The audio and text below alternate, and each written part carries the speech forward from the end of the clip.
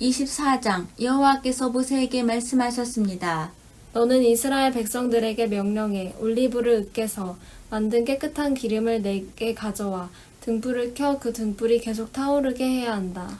아론의 회막 안에 증거계 휘장 밖에 등불을 켜두어 저녁부터 아침까지 여호와 앞에서 그 불이 계속 타오르게 해야 한다.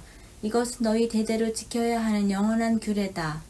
그는 여호와 앞에서 순금으로 만든 등잔대에 놓인 등불이 계속 타오르게 해야 한다. 너는 고운 밀가루를 가져다가 각각 10분의 2 에바의 무게로 빵 12개를 구워라. 그것들을 한 줄에 6개씩 두 줄로 여호와 앞에 순금 탁자 위에 두어라. 그리고 각 줄 위에 순수한 유향을 얹도록 하여라. 그리하여 이것이 그 빵의 기념 제물 곧 주를 위한 화제물이 되도록 하여라. 아론은 이스라엘 백성들을 대신해 여호와 앞에 계속 빵을 드려야 한다. 이것은 영원한 의무다. 이것은 아론과 그 아들들을 위한 몫이다. 그들은 거룩한 곳에서 그것을 먹어야 한다. 이것은 여호와께 드려진 화제물들 가운데서 가장 거룩한 부분이기 때문이다. 이것은 영원한 규례다. 이스라엘 여자와 이집트 남자 사이에서 태어난 아들이 이스라엘 백성들 가운데 나와서 이스라엘의 야영지 안에서 한 이스라엘 사람과 싸웠는데 이스라엘 여자의 아들이 하나님의 이름을 저주하며 모독했습니다. 그래서 사람들이 그를 모세에게로 데려갔습니다.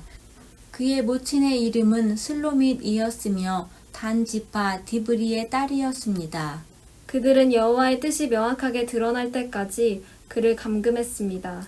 그때 여호와께서 모세에게 말씀하셨습니다. 저주의 말을 한 사람을 이스라엘의 야영지 밖으로 데리고 나가 그가 하는 말을 들었던 모든 사람들이 그의 머리에 손을 얹는 의식을 행하고 온 회중이 그를 돌로 쳐 죽이게 하여라. 너는 이스라엘 백성들에게는 이렇게 말하여라.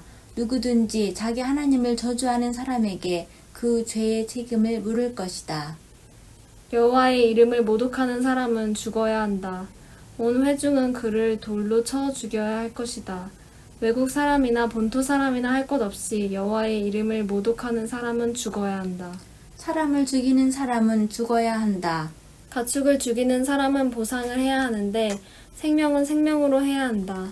자기 이웃을 다치게 했다면 그가 행한 대로 갚아 주어야 한다.